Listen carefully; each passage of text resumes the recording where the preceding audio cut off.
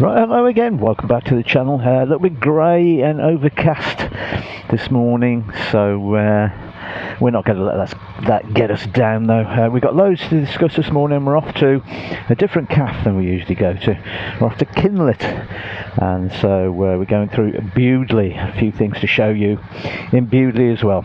So with no further ado, I'll see you down the road. Yes, thanks for joining me again.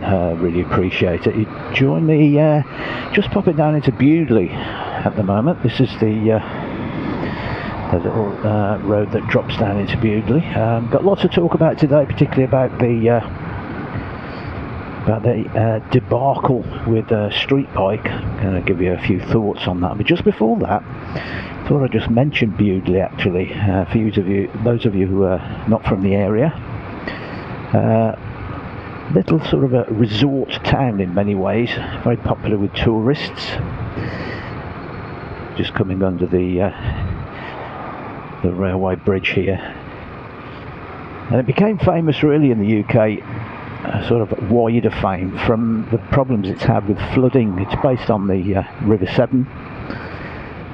Here's we've just come up to the riverside here, and you can see the works that are ongoing with the flood defences. As you can see that, huge piles being driven into the ground there. There's the machine that does that.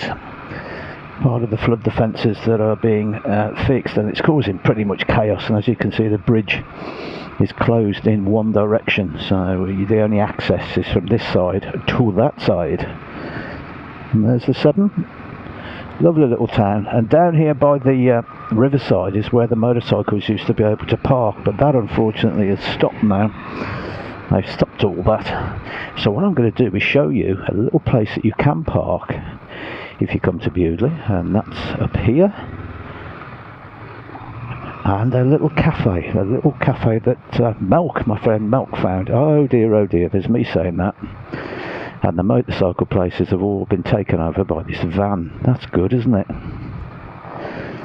So that, trust me, is usually not there. I'm just going to stop and I will show you the little cafe. So normally you can park where that van is, and the little cafe where you can get some lovely coffee and cakes. It's just there. It's called the Hall.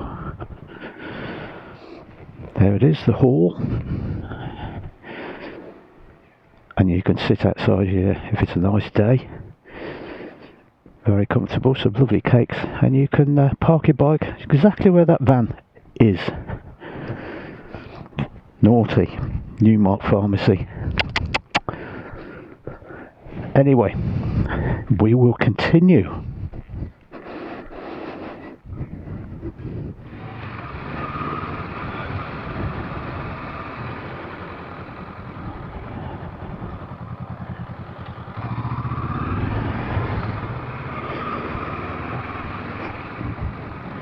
As you continue out the back of the car park, you come to this little spot here, and then you're out onto this road right here, which takes us either into the town or, as we're going today, to Kinlet. So that's quite useful. Yeah, it's a cracking little cafe, and as I've stopped everybody parking along the riverside, that is an alternative place for you.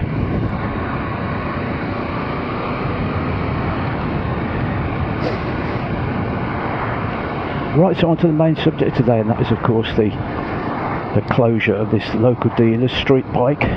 Not specifically about those, but a more general sort of chat really about the closure of dealerships. Now the way the story went, a subscriber left me a note telling me that the dealership had gone into administration and alerted me to the situation, so I thank him very, very much. And I picked that up early on Saturday morning. I think it was around about 7:30, and I sat on it for a bit and thought, no, I'm going to have to do a video about this, because there will be people travelling to the dealer today, obviously Saturday, and picking up bikes unaware of the issue. Do you know, sometimes things are just against you, aren't they, when you try to film?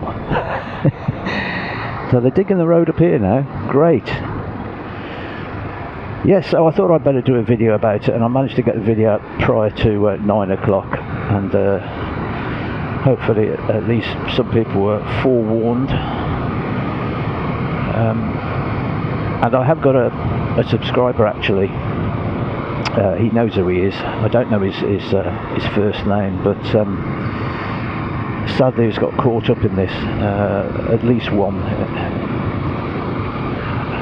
And I'm afraid he was planning, he'd paid for his bike in full on the Tuesday and was off on the Saturday to go and collect his bike, and sadly obviously he hasn't been able to do that.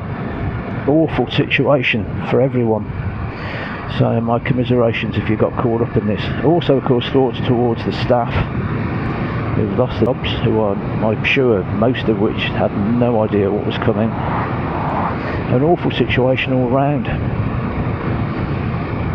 So I'm picking up lots of stories about what's been going on behind the scenes at Streetbike. I'm not going to start talking about that because it's just talk really. I don't know how true. I can't actually back up anything that I'm hearing, but it does seem to be that there was quite a lot of dissatisfaction from certain customers in more recent times. I think there was a change of staff, shall we say, at certain levels within the organisation, and that things haven't been quite the same since then.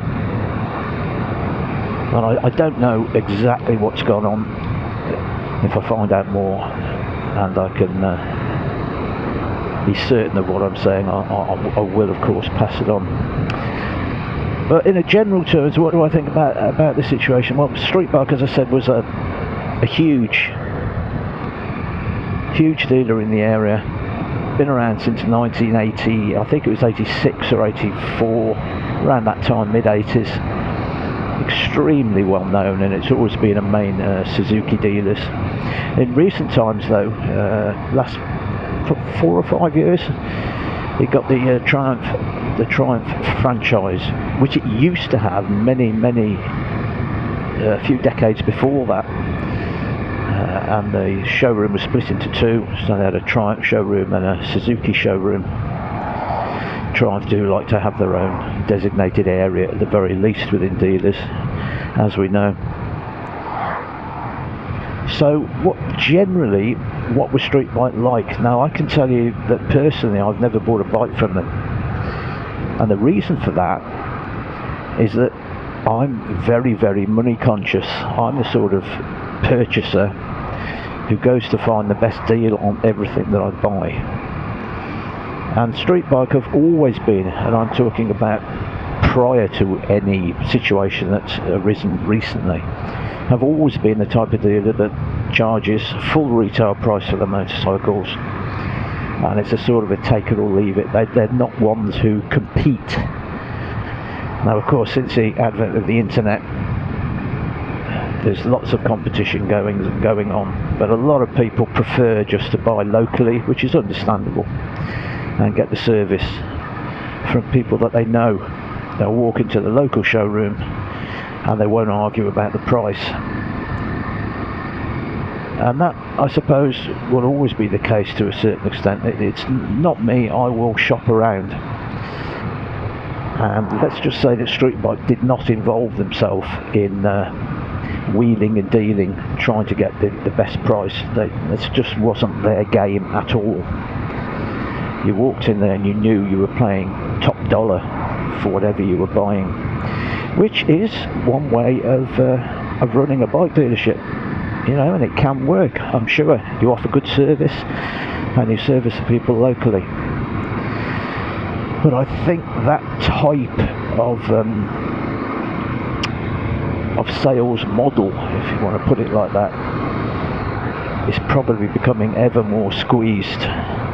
The offers are out there, you can get big discounts on some bikes, and more and more people realise and understand that, and with all these dealers across the country offering door-to-door service, delivering it anywhere,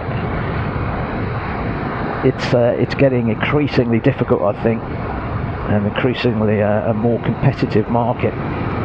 So that's personally why I never used Streetbike.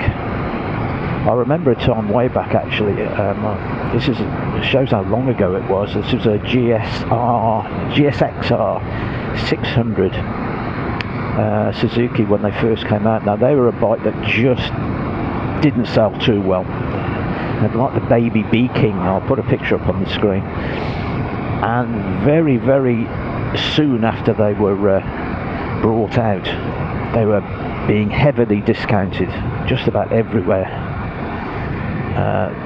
Big chunks off the retail price. But Streetbike had them all there in stock at full retail price. And it was just about the only place in the country that I knew of personally that was still trying to ask full price for those bikes at the time. And that sort of sums up the type of the way that they sold bikes. So had that got something to do with the fact that they went into administration? I'm not sure. I think there were probably, as I said, personal and specific reasons why they've gone into administration. Just on a wider view, that was the type of dealer that they were. Certainly not one that you could grab a bargain from. My own subscribers who have got caught up in this, I know, as I said, of at least 2 actually. I'm not going to name names, but have lost money so far. I just hope that all this pans out well for you, and that eventually you get some sort of answer to this situation, because it's just awful. What should be one of the best days of your life, going to pick up a new bike, turns into a nightmare through absolutely no fault of your own. So there we are, we're on the road coming down into Kinlet now. We see how many of the lads are here today. It's a bit nippy today, a bit cold, a bit of a typical English summer's day in many ways. In other words, no sun. But we'll see what it's like. As I said, this cafe is called The Cabin, spelt with a K, so if you want to look it up and visit here, it is a lovely little spot, and it's on a sort of an area where you can get off onto some fantastic roads. Great place to stop off with some nice views. Here we go, The Cabin Cafe. We've got a couple of bikes there. Oh, and a few more around here too. So there we go, that's all from me. Many thanks. It looks like everyone's here. There they are. Just look at them. Just look at them. Oh, Steve's out, which is good news. Steve hasn't been too well lately, so great to see him back out again. Okay, that's all from me. Thanks very, very much indeed. I will go and get myself a latte now, I think, or maybe just a pot of tea, and I'll see you on the next one. Thanks for joining me. Take care, see you soon.